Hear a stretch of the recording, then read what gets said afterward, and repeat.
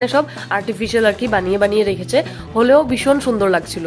আর মানে কোনো জন্তু জানোয়ারগুলো মানে কোনো রিয়েল ছিল না, হলেও কিন্তু ভালো লাগছিল। ব্যাঙ, তারপর মানে যত আছে আর কি, কচ্ছপ, পাখি, হর্নবিল, সব কিছু মানে বানিয়ে বানিয়ে জায়গায় জায়গায়, ডাইনোসর এসব মানে জায়গায় জায়গায় তারপর মানে রেখেছে, খুব সুন্দর লাগছিল।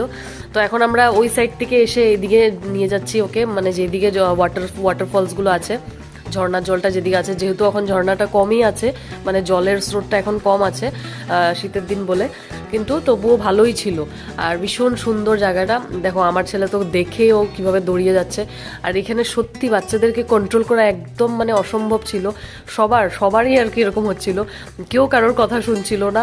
আর বাচ্চারা তো জানোই, এসব জায়গা দেখে এদিকে যাচ্ছে ওইদিকে যাচ্ছে, মানে কি করে যে ওদেরকে কন্ট্রোল করব। তো তো দেখো বাকি এখানে কি সুন্দর লাগছে, ঝর্ণাটা ভীষণই ভীষণই সুন্দর লাগছিল।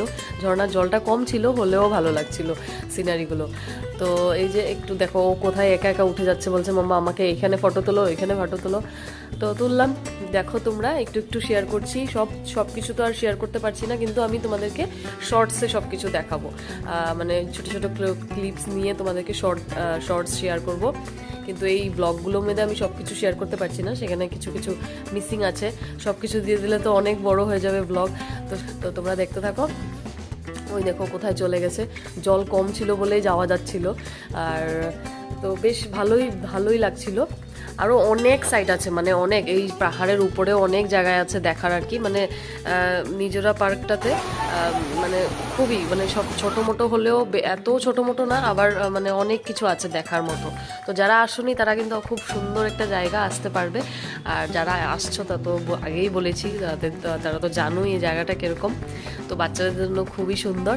তো থ্যাংক ইউ আমাদের আইডল স্কুলকে, যে আমাদেরকে বাচ্চাদের থ্রুতেও কিছু কিছু গার্জেনরাও আমাদেরও এই চান্সটা হলো যে আমরা এখানে আসতে পারলাম। তো ভালোই লাগলো।